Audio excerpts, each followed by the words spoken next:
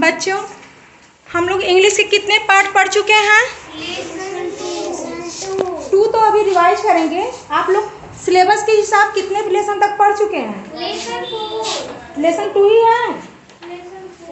Lesson 4 तक है, ठीक है। ये मई के तक आप लोगों को कितना पार्ट पढ़ना है? लेसन 4 तक। तो हाँ, लेकिन हम लोग लेसन 4 तक पढ़ चुके हैं।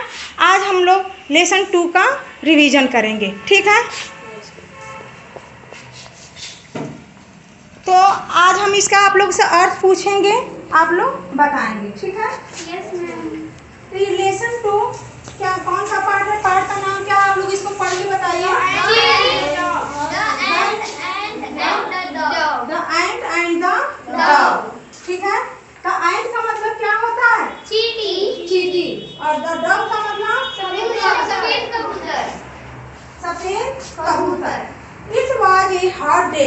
इसका मतलब क्या होगा? गर्मी का दिन था। गर्मी का दिन था। A little ant was very thirsty. एक छोटी चींटी प्यासी थी। बहुत प्यासी थी, ठीक है। She went to a river to drink water. नदी किनारे पानी पीने के लिए गई। वह नदी किनारे पानी पीने को गई। जस्ट देन का मतलब क्या होता है? तभी ठीक तभी। तभी she lost her balance. She मतलब लॉस्ट मीन्स अपने खो दी। हर हर बैलेंस मतलब अपने संतुलन खो दी। Just then she lost her balance. तभी ठीक तभी वो अपने संतुलन को खो गए। And fell into the water. और वह पानी में गिर गई। और वह पानी में गिर गई। Very good. शी क्राइड मतलब वह चिल्लाई। हेल्प सहायता करो। सहायता करो। शाबाश। A dog was sitting in a tree. एक सफेद कबूतर पेड़ पर बैठा हुआ था। She heard the ants cry.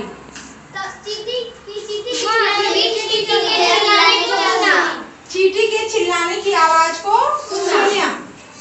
यहाँ पे ही शब्द देखिए। A dog was sitting in a tree, he heard the ants cry. वह चींटी के चिल्लाने की आवाज को सुनी।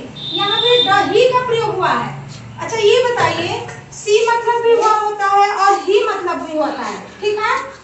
तो सी का प्रयोग किसके लिए होता है? सी का प्रयोग स्त्रीलिंग के लिए होता है। और ही का प्रयोग पुल्लिंग के लिए। एंट क्या है? एंट स्त्रीलिंग है और सफेद कबूतर क्या है? पुल्लिंग है, ठीक है। आप लोगों को क्लियर हो गया? Yes ma'am. The dog dropped a big leaf into the water.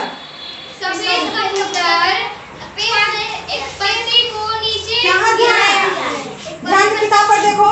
हाँ, एक क्या एक बड़ा पत्ता पानी में गिरा दिया। सफेद कबूतर ने एक बड़ा सा पत्ता पानी में गिरा दिया। The ant climb on to the leaf. इसका मतलब बताइए आप लोग। The ant climb on to the leaf. Very good. चींटी पत्ते पर चढ़ गई। The leaf floated to the river bank. पत्ता तैरते हुए नदी के किनारे आ गया। शाबाश। In this way the ant was saved. इस तरह चींटी बच गई। After some time the ant saw a hunter. After some time means कुछ समय बाद the ant saw a hunter. इसका मतलब क्या होगा? एक शिकारी को देखा, यहाँ पे चींटी का अर्थ नहीं दिया है, चींटी का मीनिंग नहीं दिया है, बस दिया है कि आफ्टर सम टाइम। अच्छा नहीं, sorry, the ant saw a hunter, ठीक है। कुछ समय बाद चींटी शिकारी को देखा। He had pointed his arrow at the dog. He had pointed।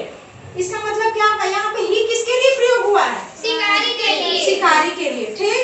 He had pointed his arrow at the dog। इसका अर्थ कौन बताएगा? वह अपने तीर का निशाना कबूतर पर लगाया हुआ था। शाबाश।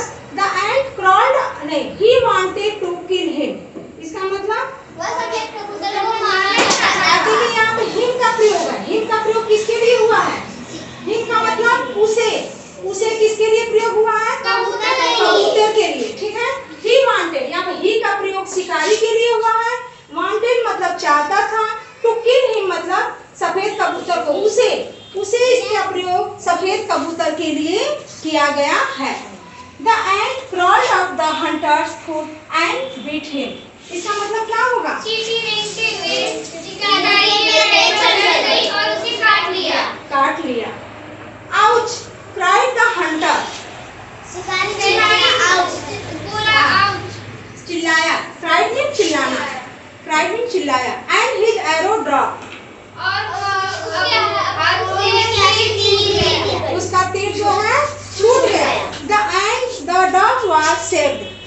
इस तरह कबूतर बच गया। The ant and the dog helped each other like good friends. एक दूसरे की सहायता करके आपस में दोस्ती करें। नहीं, एक दूसरे की सहायता। अच्छा, इस पाठ का आप सभी लोग को अर्थ पता है, समझ में आ गया? आप लोग इसका इंग्लिश भी पढ़ लेंगे? Yes ma'am. पढ़ लेंगे कि नहीं? कितने लोग पढ़ लेंगे इसकी इंग्लिश को? आप लोग नहीं पढ़ पाएंगे? ठीक है, कोई बात नहीं, आप लोग ही पढ़ने का प्रयास करिए। ठीक है, तो इस कहानी से आप लोग को क्या शिक्षा मिलती है ये बताइए। इस कहानी से